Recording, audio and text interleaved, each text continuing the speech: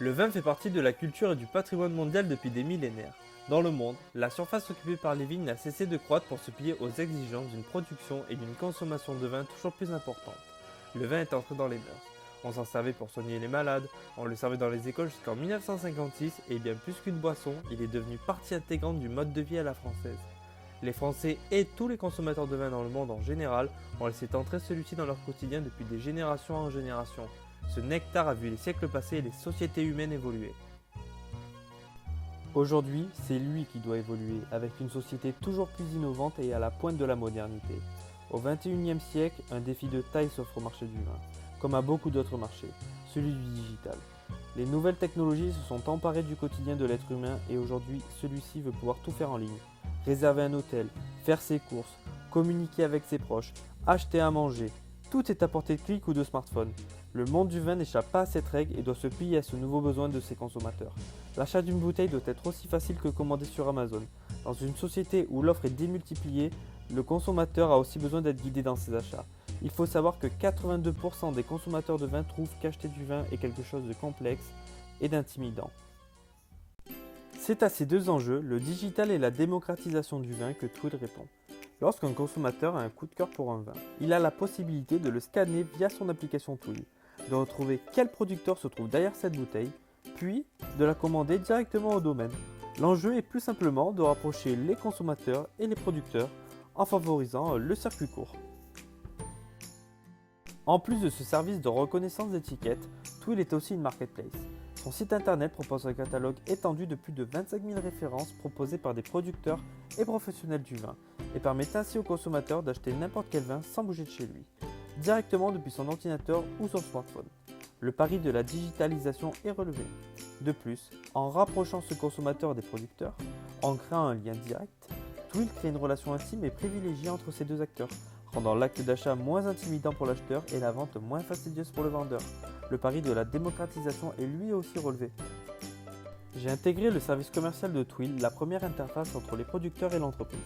Nous étions 4 commerciaux, dont 2 stagiaires, chacun étant responsable de différentes régions viticoles françaises. Pour ma part, j'étais chargé des régions Provence, de la région Beaujolais et enfin de la région de la vallée du Rhône. Ma mission consiste à être le premier et le seul interlocuteur entre Twill et les producteurs. Dès l'inscription d'un producteur sur la plateforme, nous l'assistons dans la création et la mise à jour de sa vitrine en ligne. Nous l'aidons à mettre en valeur ses vins et à proposer une offre qualitative. Par exemple, nous l'aidons pour le changement de millésime et de prix d'année en année. Nous entretenons donc une relation privilégiée avec les producteurs.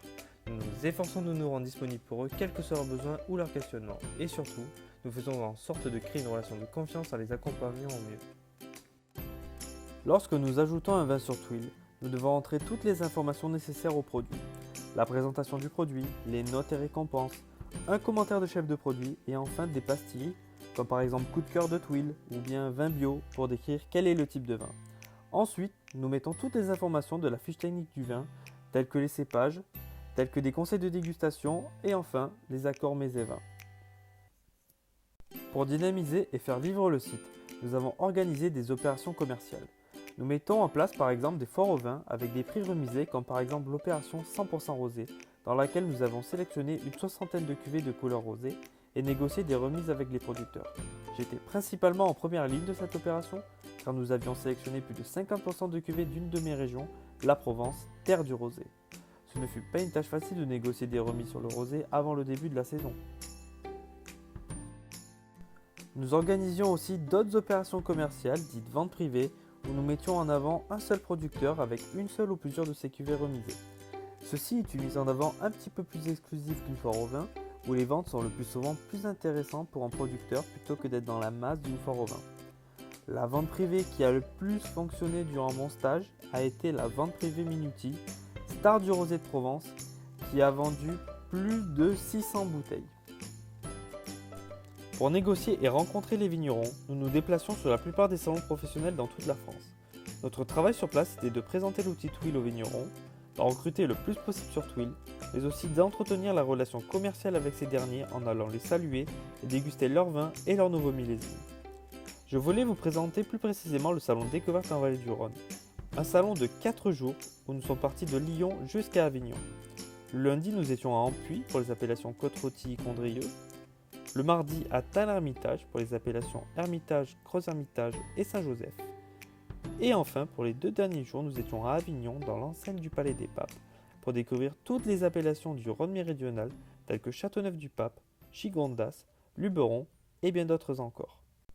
Mon père et mon grand-père étant viticulteurs, je baigne dans le vin depuis toujours. Il y a tellement d'histoires, de terroirs et de cultures différentes autour du vin que ce domaine est devenu l'une de mes passions. C'est pour cela que j'aimerais créer mon propre domaine viticole familial car ma famille possède des vignes en appellation Luberon, ce qui m'offre des fondations solides pour la création de mon domaine. Ce stage, au-delà des diverses connaissances qu'il m'a apportées, m'a permis de réfléchir réellement au domaine viticole que je souhaite créer. Évoluer au sein de Twill m'a donné l'envie d'imaginer plus en profondeur le genre de domaine viticole que je souhaite diriger un jour. Les 6 mois que j'ai passés au sein de cette entreprise digitale ont confirmé mon idée selon laquelle il faut chercher aujourd'hui à construire des domaines de vin 2.0 qui ne ressemblent plus à ceux de l'époque de mon grand-père. Aujourd'hui, il ne suffit plus de faire un vin de qualité, même si cela reste indispensable pour la réputation du domaine.